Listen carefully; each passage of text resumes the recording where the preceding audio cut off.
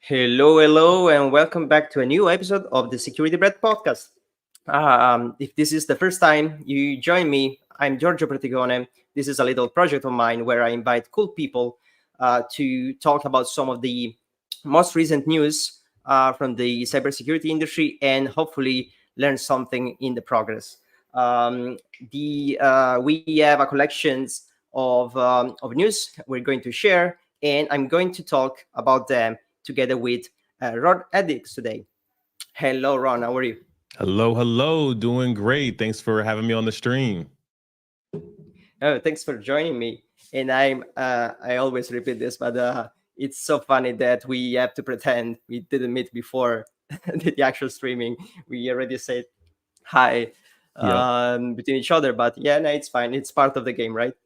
Um, so I'm so happy that you joined me today. Um, of course, most of the people who will watch this know you already, but in case they don't, would you like to introduce yourself? I hope that they do. And if they don't, then I would love for them to get to know me. I'm glad to be on the stream for that reason. My name is Ron Eddings, founder of Hacker Valley Media.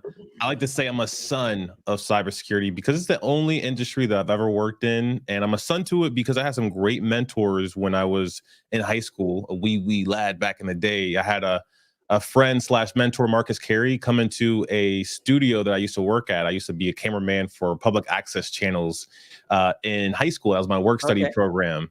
And this guy, Marcus Carey, walks in. He wants to do a bit on cybersecurity. The studio that I worked at, we would produce everything from end to end. We would record it, then edit, and then air it on like channels 99 and 100. So Marcus Carey walks in. He's doing a bit on cyber, and I asked him to take me under your wing. Like, show me the ropes. How can I become a hacker? And when I was 19, I worked at Booz Allen Hamilton as a contractor for the NSA, had a great run, learned all about offensive operations, and then did some stints at companies like Intel, doing corporate security. I worked at Palo Alto Networks on the vendor side and kind of flipped and flopped and done many different things. And back in 2019, started Hacker Valley Media with my brother, Chris Cochran, and been off to the races ever since, creating content and really giving professionals and brands a voice in the cybersecurity community. That's awesome. And by the way, I say hi to Chris because he actually was one of the previous episodes. So Hey, if you're curious, just you watching this, go back and watch some of the previous episodes. There's also Chris in there. So yeah, lots of cool stuff. So I think we're ready, and I'm going to share my screen as usual. Before doing that, just as a reminder, the only way you watching this have to let me know this is a good thing that like it, that you want this to keep it going, is just to subscribe to the YouTube channel, maybe share it with a friend, give us a like, and just if you're there here or after the live streaming is done, just leave us a comment so we know what to improve, and maybe we just want to know your opinions on the news we're going to talk about. So that's it. Here's my screen in just a second. Where is it? This is it. Okay. Here you go. Cool. So first news of the day. We have just three of them. So we'll try to cover as much as possible all of them. We know we can't talk about everything, but I know already that this is going to be insightful. The first one we're going to talk about today, this is by Graham Cluley, by the way. Also, he was one of the previous episodes. Go check that out. This was a nice one. I like to try to collect um, as much different news as possible because I want to touch as many points during my conversations. And this is related to not Netflix itself, but rather one of their how do you call them? Partners, partner companies working for them. They suffered a breach, and apparently the attackers exfiltrated a list of different shows that should be only available on the Netflix platform. And this made, of course, a lot of noise because there are some of the most famous shows in there, and the attackers actually shared on multiple different platforms the some screenshots, some just proofs that they have this kind of data, and they're maybe going to release it soon. And we had, of course, as it usually happens, different kind of feedbacks from just from the community, the people who are eager to watch the shows as soon as possible, even before they officially release it, and Hmm. ones that maybe they work in the industry and they really don't like this happening. Now, there are, of course, a lot of different topics we could touch from this point, but I would just to say my 2 cents, right? I picked this news because recently we had most of the data breaches out there that are, let's say, driven by monetization by the attackers, right? We know about ransomware. We know that that's the most common, probably, threat we have out there, and just attackers want to make money, right? This appear to be something similar. We don't have enough information probably, but this apparently is more related with more general piracy of data, right? This is something that was much more common, years ago, maybe more than 10 years ago, where we wanted, maybe free music, free movies, Hmm. and so on and so forth. We had a lot of very famous, say, black market sites where you could find those films. And my first question for you will be, to start the conversation, do you think this is still a thing? Do you think there's something else behind this? Do you think there is going to be some kind of money asked to prevent the publication? Just let me know your opinion on this. I was heartbroken when you shared this news with me because there's streaming privacy, and like torrenting, back in the day. What a lot of people would do is they would stream and torrent the works of art after the release date. If you got something before the release date, it was a mixtape. It was coming out because the artist wanted it to be out. So I look at this as a definitely an overstep from the attacker's perspective because to steal it is one thing, hold it ransom, sure, you could do that. But to leak it just seems like it was very malicious and not very thought out, maybe trying to garner attention and shock and awe rather than something truly of substance behind it. I did see in the article as well that the leaker claimed that they had the first 3 episodes of Stranger Things season 5, which I'm waiting for it to come out. And they threatened to release it. So I wonder what was behind that threat. Was it money? Did they want to like say, hey, we're gonna put some stuff out there to show you that we're committed to, extorting you? I hope that there's not substance behind it, more substance, but it seems like the attacker at least wants something.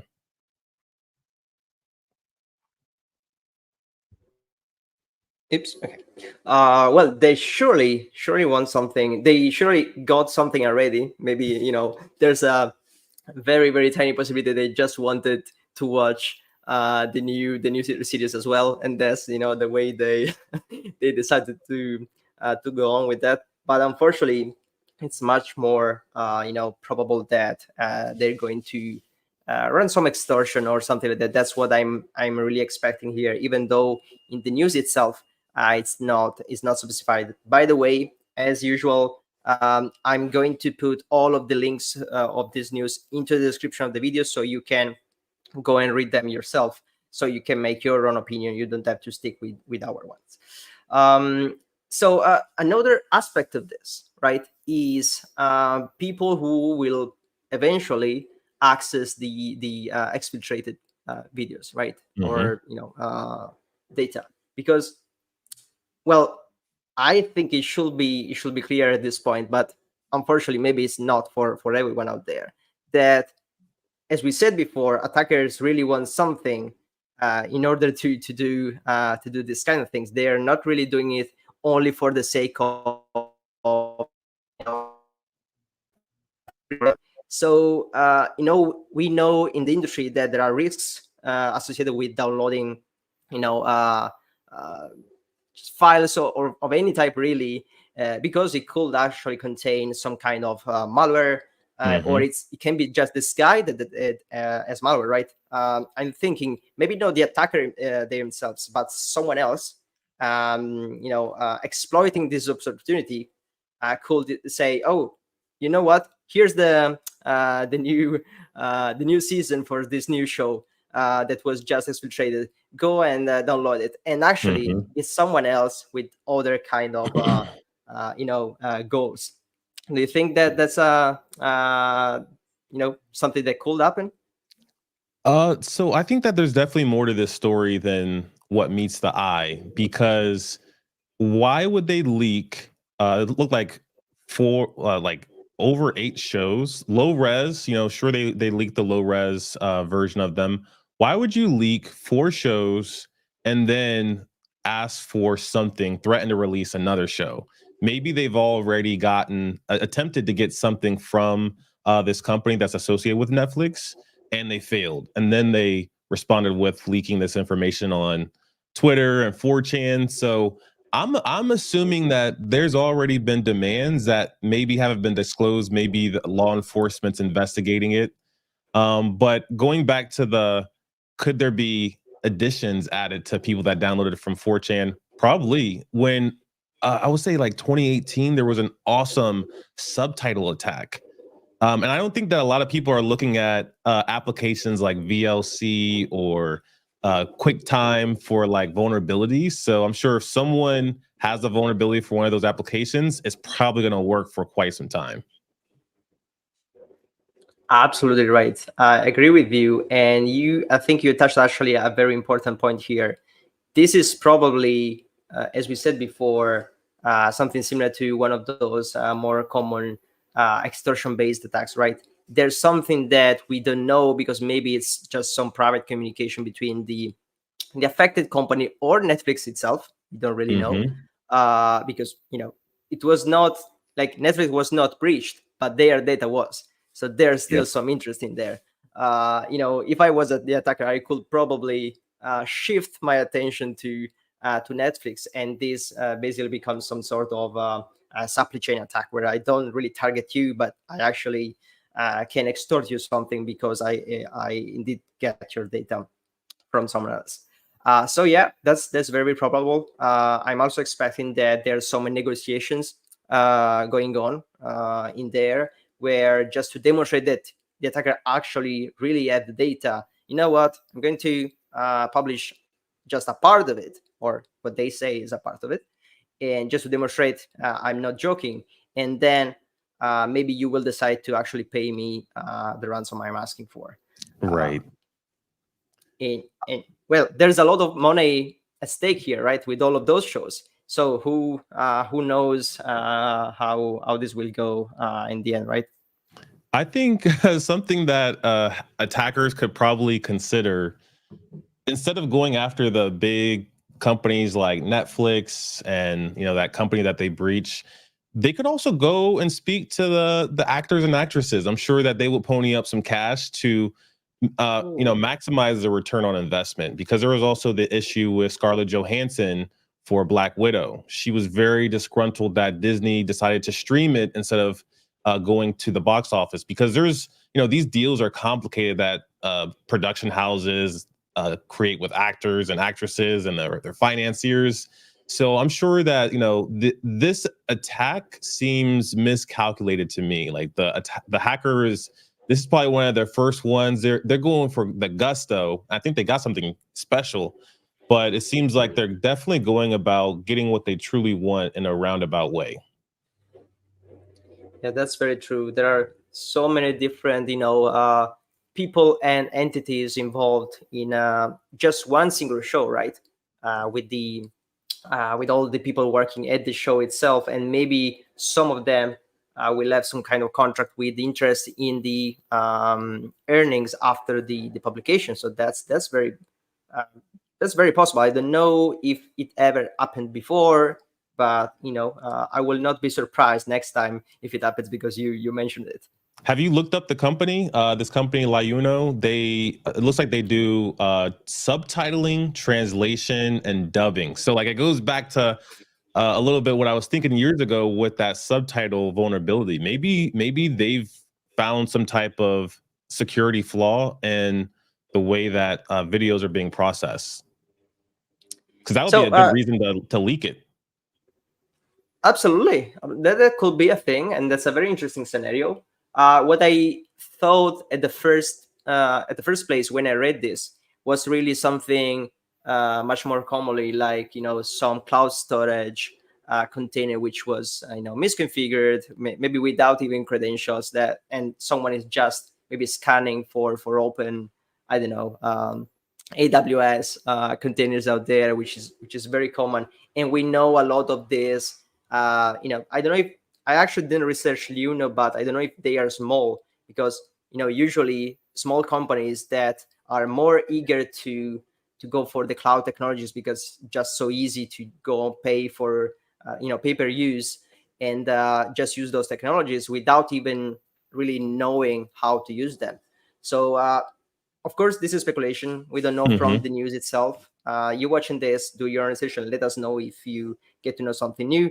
But that could be also a very interesting thing. Maybe they have some of their own technology with some vulnerability that was exploited. That could be a very nice.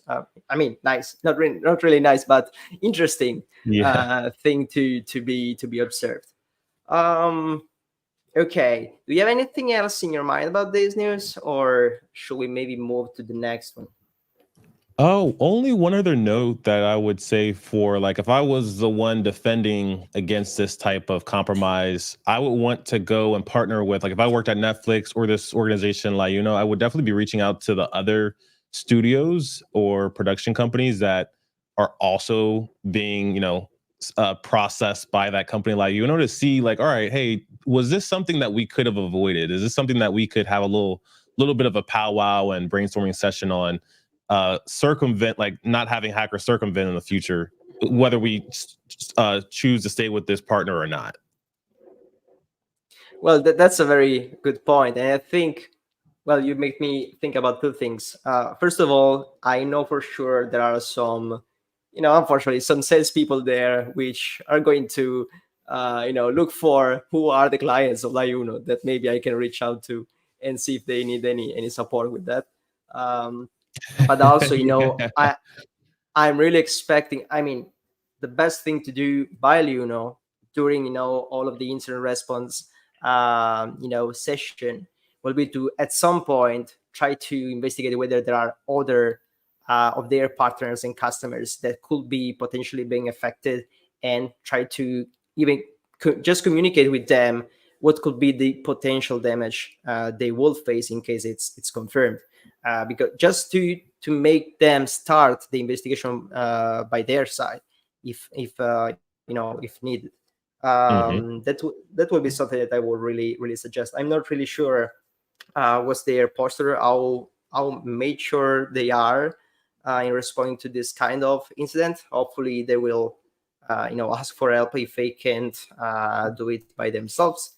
But yeah, I'm not sure if we will get any news regarding this kind of activity. But I will be definitely curious to see what's going to happen.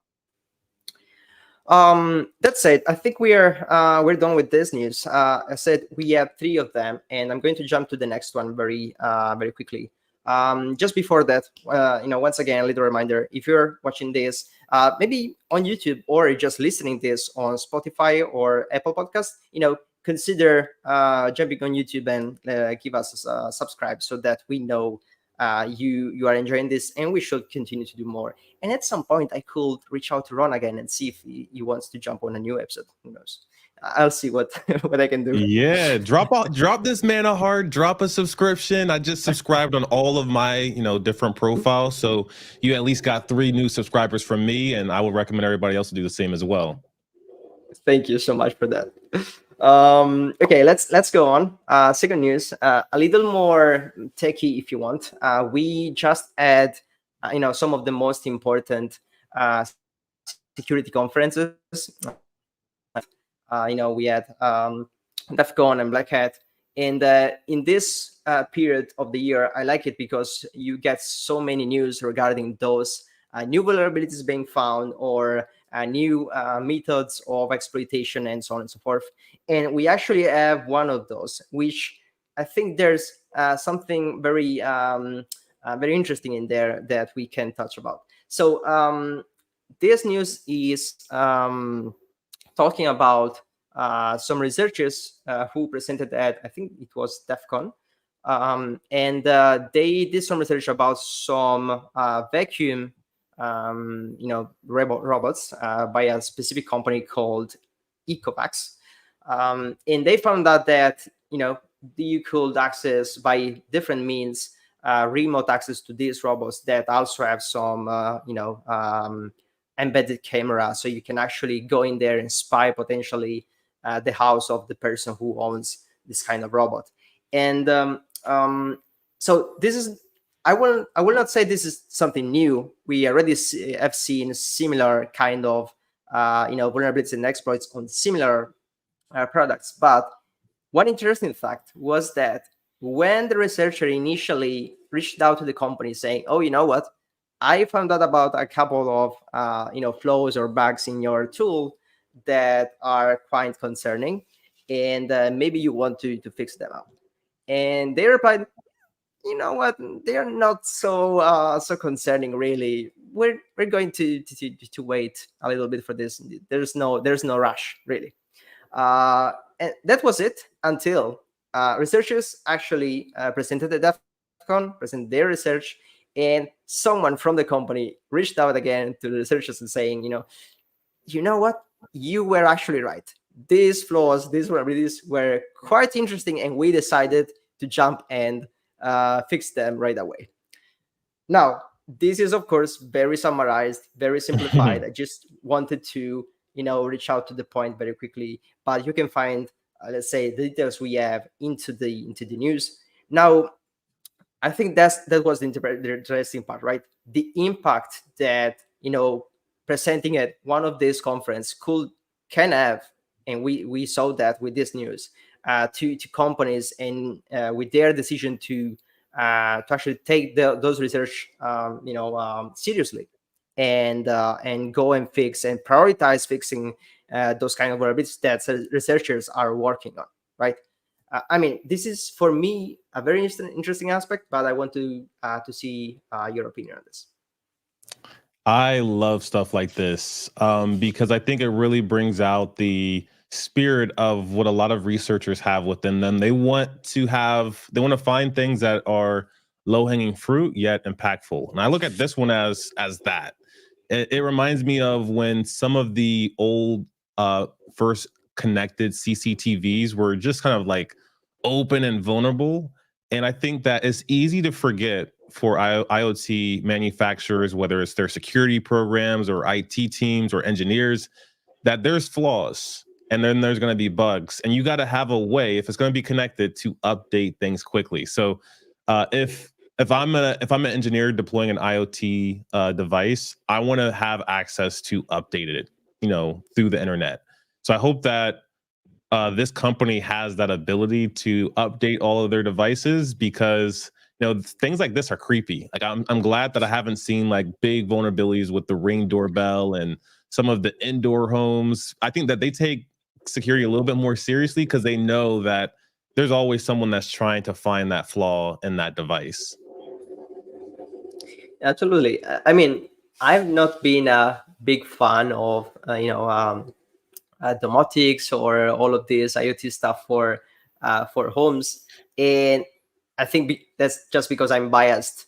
Being in the industry, I'm just concerned about this kind of things because I know it happens. It's not really company's fault, but vulnerabilities are there, bugs are there. It's Hmm. something that is gonna be there no matter how much you or your efforts in order to prevent them.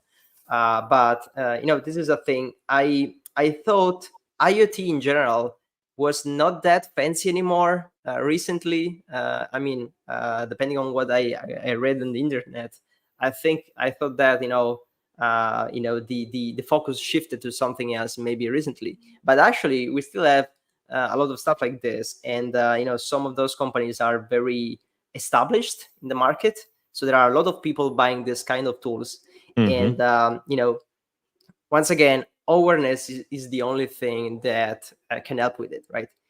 Not only security practitioners are buying these tools, but anyone and anywhere in the world. So if they're not aware that this could potentially happen, I don't think they're gonna research online. Oh, what are the new vulnerabilities on my vacuum this month? Yeah. That's not really a thing, right? So one thing that comes to mind, I just started. I got a big announcement to drop in probably a few weeks about this thing that I'm doing with Bug Bounty. Like I can't go in all the details quite yet because I want to, give it some time to air out on many different channels and do a little bit of a press release. But I think bug bounty programs are essential when it comes to stuff like this because there's if a human designed it or if ChatGPT did or Claude, there's going to be security vulnerabilities. And that's just the name of the game. I think that, at the very bottom of this article, the manufacturer praised the researcher for dropping this. I would do the same. I would say thank you so much that you found it and reported it, and hopefully I had a time to fix this flaw because flaws are bound to happen. If I paint my wall, then there's always going to be that little crack in the top left or top right corner that's just not perfectly painted in. And I look at software as the same. So I have a lot of grace when it comes to stuff like this for the manufacturers and a lot of praise for the researchers that spend the time, finding the random stuff that I normally wouldn't look for. That's actually a good point, right? We touched on bug bounty programs multiple times in previous episodes, but this is really it, right? You as a company, as a security team, decide to set up a bug bounty whenever you feel you're mature enough to actively invite those researchers Mm-hmm. to test your products and your software.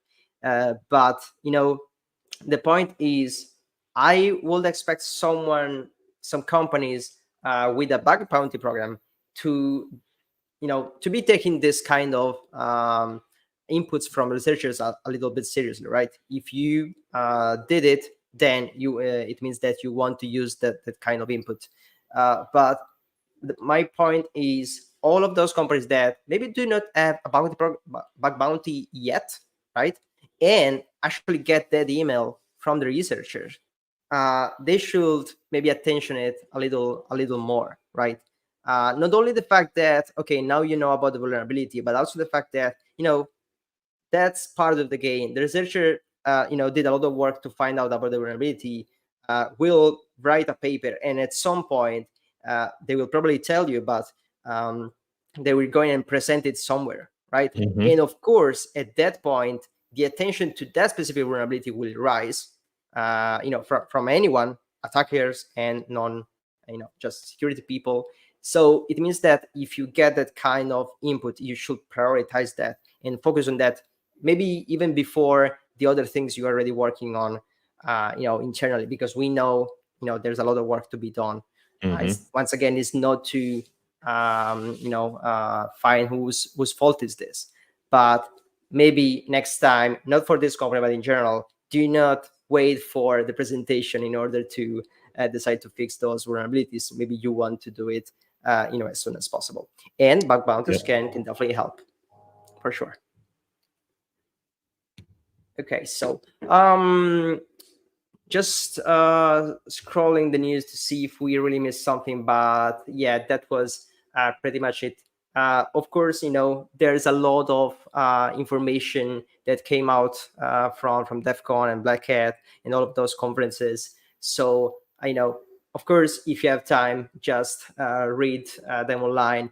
If you can and you didn't before, consider jumping on some of those conferences, maybe next year, or just the smaller ones. They are everywhere around the world, really. I'm actually going to present one of those in October, but that's another story. Um, but that said, I think we're good to jump on the last and maybe the juiciest news for today, which is which is kind of so noisy everywhere in the web. I don't know. I could be biased. In Italy, I'm from Italy, by the way. In Italy, this has been very crazy.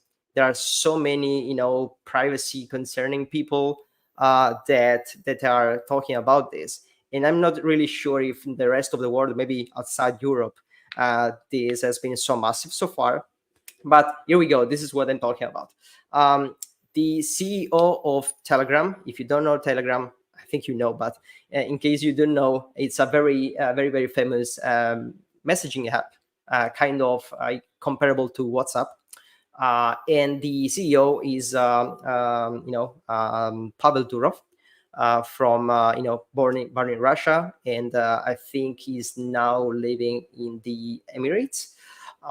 He actually traveled to France and was arrested right after arriving with his flight. The reason why apparently is the fact that Telegram has not been very collaborating with the authorities around Europe when it comes to help with the crimes, right? That users are doing abusing the platform, right? Um, and this has been really massive because there's this kind of debate: should companies really help authorities to access data for that are concerning their users, right? Which are the people they are basically selling their product to, or just providing their services to. And when I read this the first time, I really thought at just to compare it to Apple, right? We had kind of similar debates in the past where Apple sells these phones to everyone, which are encrypted, and at some point there could be a criminal who also owns an iPhone, but that doesn't mean Apple is going to give access to that phone to the authorities just because one person is using them. And I don't think there's a real answer to this. It's a never-ending debate, but still, I think it's very interesting to have that conversation, right? Uh, Mhm. and for that reason, I'm going to see what do you think about it? Yeah, this one's dicey. I understand the value of law enforcement. And if someone had brought harm to my family, I do want law enforcement to do anything in their power to rectify and bring justice to the situation. So I could totally understand why law enforcement and government agencies want the ability to be able to reach into this data and, get information out. But at the same time, I respect privacy. I don't want someone going through my text messages. I don't want someone going through my phone calls. So it's a slippery slope. But I will say there's always exceptions to the rule. Like there's times where law enforcement probably asks where the organizations should just say no. And then on the other hand, there's times where law enforcement does ask, and there's exceptions that maybe Telegram should consider. I'm not sure if they've ever complied with law enforcement, but this sounds like the Telegram was a hard no. And I think when you put a line in the sand, it does invoke people to take a more dramatic response because a no hurts. A let's talk about it feels a little bit better. A no is, oh man, that's a dagger. So hopefully there's a good resolution. I hope there's a middle ground because I do think that if someone, again, someone brought harm to my family, you better open up that Telegram server. But at the same time, don't open up my messages. Yeah, it's very tricky, right? Especially when you talk between security practitioners. There's no, I rarely see someone that has the answer to it. No, for me, it's privacy. For me, it's law enforcement. It's a very difficult topic, and this is even more interesting, right? Because I see a lot of talking on the web right now, and many people have not really realized that compared to, for example, WhatsApp, Telegram is not really an encrypted messaging app like end Hmm. to end. What Yep. does that mean? Basically, with your WhatsApp, maybe your Apple messaging app, most of the time you have that end-to-end encryption where the communication is known only to the two devices that are participating to the conversation, so that the company providing the application does not really have access to the data, right? So that's not really possible, and it's of course a privacy focused thing. So in order to get access to that data, they really have either to remove the encryption or to create some kind of flaws into the encryption that could potentially affect anyone else using the same application. Mm-hmm. Now, Telegram is a little bit different, which means that normally it's not encrypted, right? Telegram actually has, let's say, access to the data, but also they provide, I'm pretty sure they still provide APIs to programmatically access data from specifically groups, right? And a lot of those crimes are actually being done in groups that are, let's say, openly accessible. And I know a lot of companies that are actually doing that as a service, right? They actually get the data, do some analysis, some intelligence, and provide the information they could take from it. So that's another reason why I saw a lot of conversation where we are not really understanding why French police in this case were so direct in attacking Pablo Durov in this scenario, because in some way they can actually access the data without really the collaboration of Telegram, right? I know there's some encryption in there as well if Mm-hmm. you enable it, but at the same time this is a little interesting. Well, um I think there's some any stuff thoughts? that we should learn from Telegram, because I heard that they had an unconventional design, like where some of their servers have a very specific key, and then others are in other countries that have a specific key. So like they're able to access some of their data, but maybe you can't see that line of communication that you're actually going for, because with Facebook and other applications, WhatsApp, Signal, we're using the same key. But for this situation, they're using different keys depending on, maybe it's the channels. I'm not quite sure. But I think that the design should at least be understood and kind of considered when it comes to security. Because if law enforcement's having an issue with this data, they have somewhat of a good practice that I think people should consider. Yeah, absolutely. I mean, this is both from the user perspective, right? When deciding what kind of application to use, maybe Hmm. because of your privacy concerns, right? There are other applications out there which are more, let's say, openly privacy focused rather than Telegram. Of course, this is kind of that kind of privacy debate, but still, I don't think really Telegram ever presented itself as a privacy focused messaging app. And on the other end, once again, I'm not sure law enforcement should focus on this type of activity. Also, because I'm not sure they will eventually get it. Is this the right way? Going directly to arrest the CEO in order to leverage this and convince them to do something to collaborate. I think this was a little I don't know even to call it extreme a little bit. I don't think we ever had something similar before, especially because I read something about the incriminations here, and the incriminations are not really directly to Paradurov, but he was just arrested to ask him some questions because he is of course involved in Hmm. this kind of thing. So that's the other thing, right?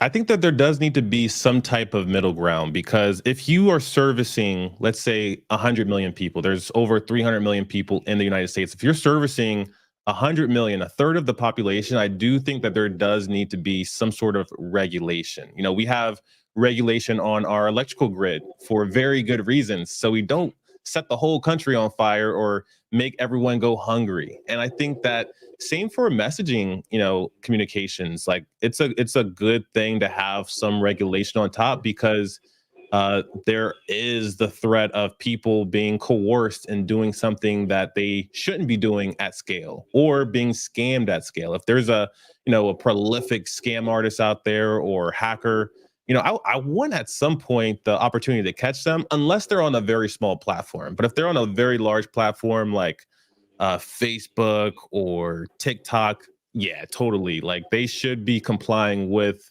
some type of regulation. That doesn't mean you should be able to see the data, but there should be some sort of safety measures that young people aren't being harmed or convinced that they should do something. There's a lot of young smokers now, and I think that it's a vibe. It's a new thing to do. To have the vape pens and whatnot. So I think that uh, there is a virality in words and communication, and we have to at least be mindful and encourage people to do the right thing. But I do think that arresting someone might be a little bit of an overstep if it's the company that is ultimately the one responsible. That's actually exactly the point. I mean, at this time, a lot of people, especially from maybe the US, are maybe criticizing Europe in general, because we are very heavy on regulation, right? We have been definitely, putting our focus on regulating big tech companies, internet-related applications, Hmm. and we have a lot of focus on privacy, data protection, so on and so forth. And that should be a good thing, right? In general, you just said it, and I actually agree with that. And at the same time, someone is already saying, oh, this is against the free speech, or this is a little too much for civil rights, because Telegram is just protecting their user rights. So as you said, we should definitely find a middle ground, but this is also going to be pretty difficult, right? Because people Yeah. are always polarized. Either you are, with, and I understand if I talk with someone from the law enforcement, they have, this is their job, this is their interest. They want to help people, and in order to help people, they need to get the data. And on the other end, if you talk with someone right now that is maybe suggesting people to move to Signal, right? Because they are some, I don't know, journalists or people who really are, have the right to concern about their privacy, depending on what the way they're working on. Uh, and you know, I just think, unfortunately, this is not that will come very easily right now. Yeah. I'm not sure if you agree with that. Yeah, it takes me back to something that I recently experienced. I started a partnership with a big brand, and they are big on following the rules. One of the rules that I was reminded of is the FTC. The FTC has very specific rules on how you can be sponsored. So, like, there was this big wave of celebrities just lying. They were saying this product is so great, but they had never even tried the product. So the FTC came down with rules and regulations. They're not monitoring everyone's actions, but they said, hey, if you do violate these and it's discovered, you will be prosecuted. So I think that that is a very good way to go about things, because we're all impressionable, and I'm not sure what's on Telegram. I know I get a lot of text messages now from politicians because it's election season in the United States. I'm not sure if those are real people, but it then makes me consider, like, dang, shouldn't there be some type of regulation on just spraying and praying on people that are impressionable? I'm not sure how Telegram works from that aspect, but I do think that if they're not following any rules, that's not a good look. They should be. I don't think they should have to share their data, but, like, look out for people, I think, is what my sentiment of looking at a story like this is. I think that the decision that he made was a little selfish, because it was just a hard no, and he had already fled Russia, so it kind of, he has a track record of being uh uncooperative. And I think that people like that are legends or villains, and maybe there's a little bit of both here in his story. That's for sure. That's for sure. That's a very interesting analysis, and I think that's perfect. To end our conversation. I really like that. Ron, I've been so happy to have this conversation with you. As usual, I think the best part of this project is that I get to talk with a lot of very cool people, and I first of all learn a lot in the process. So you said it at the beginning, it's like having a very short session with a mentor, with a new mentor every time I do a new episode. So I'm really grateful for that. Thank you so much. For sure. Thanks for having me on. Appreciate you. That's very cool. So for everyone, thank you so much for watching this. Once again, what to do if you're on YouTube. If you don't like YouTube and want to listen to this, go check it out, the show on Spotify and Apple Podcast. Otherwise, just keep in touch, and see you on the next episode. Bye everyone, and have a nice day.